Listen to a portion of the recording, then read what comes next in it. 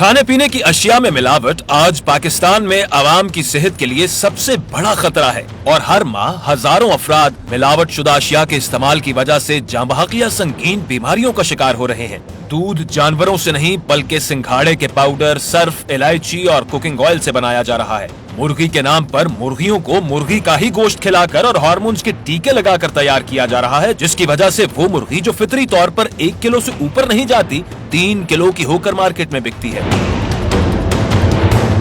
پھلوں کو تازہ رکھنے کے لیے ان پر مومی تہ چڑھائی جاتی ہے، تربوز میٹھا کرنے کے لیے ان میں رنگ اور مٹھاس کے ٹیکے لگائے جاتے ہیں، لیچی پر سپرے پینٹ سے رنگ کیا جاتا ہے۔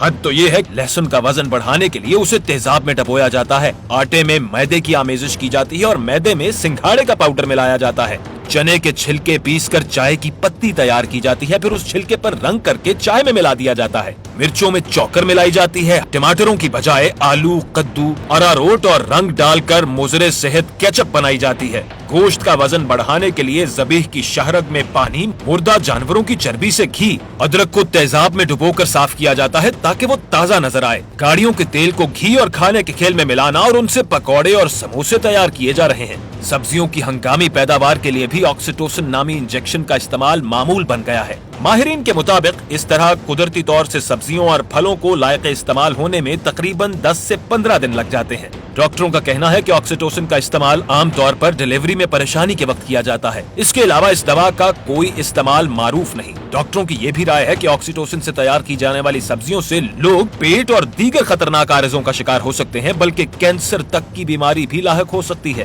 پھلوں میں اسکرین نامی کیمیکل ڈالا جا رہا ہے جس سے پھل کا ذائقہ زیادہ میٹھا تو ہو جاتا ہے، لیکن اسکرین کے استعمال سے یہ پھل صحت کے لیے انتہائی مضر ہو جاتا ہے۔ بلیوں کو پلایا جانے والا امپورٹڈ جوس بازار میں مینگو جوس کے نام سے فروخت کیا جاتا ہے۔ یورپی ممالک میں جو خوراک زائد المیعاد ہو جاتی ہے اسے اسکریپ کے ساتھ پاکستان درآمد کر کے یہاں اس کا لیبل تبدیل کر دیا جاتا ہے، پھر تازہ تاریخ کے ساتھ اسے مارکیٹ میں کھلے عام بیچا جاتا ہے۔ پنجاب فوڈ اتھارٹی کے مختلف چھاپوں میں یہ بات بھی سامنے آئی ہے کہ گدھے، خنزیر اور دیگر حرام اشیاء کا نام مٹن اور بیف کے نام پر مختلف ہوٹلوں میں کھلایا جاتا رہا ہے، جبکہ مردہ جانوروں کا گوشت بھی شہر بھر میں فروخت کیا جا رہا ہے۔ اس سب ملاوٹ کا نتیجہ کینسر، معدے کی بیماریاں، ہائی بلڈ پریشر، دل کی بیماریاں اور نہ جانے کن کن اذیتوں کی صورت میں نکلتا ہے۔ حکومت پنجاب ملاوٹ اور اس فوڈ ایڈلٹریشن کے خاتمے کے لیے صدق نیت سے جہاد کر رہی ہے، لیکن یہ بھی حقیقت ہے کہ جب معاشرے میں عزت کا معیار دولت بن جائے تو پھر حرص کا شیطان سر چڑھ کر بولتا ہے اور کوئی سزا اور کوئی اخلاقیات انسان کو عدل کی راہ اپنانے پر مجبور نہیں کر پاتی۔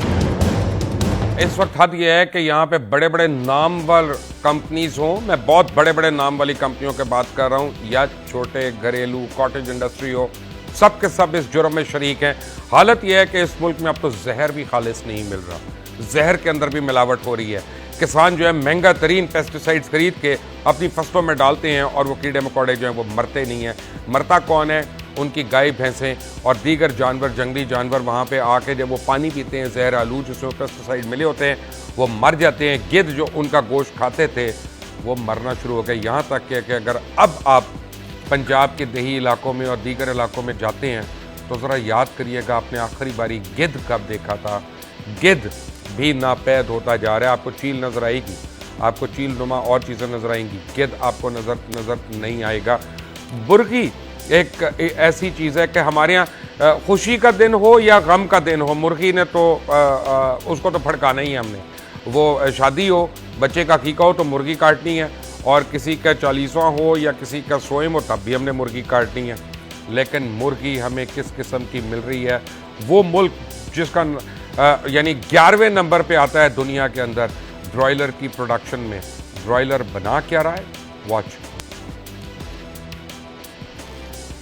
یہ آپ دیکھیے گا کہ برائلر مرغی جو ہے یہ 40 دن کی جو ہے وہ آپ کو میں ابھی دکھاتا ہوں، یعنی اور اس کو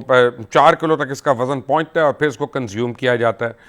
دیسی مرغی جو کسی قسم کی جینیٹک انجینئرنگ سے نہیں گزری ہوتی وہ بہت مشکل سے 1 کلو تک پہنچتی ہے۔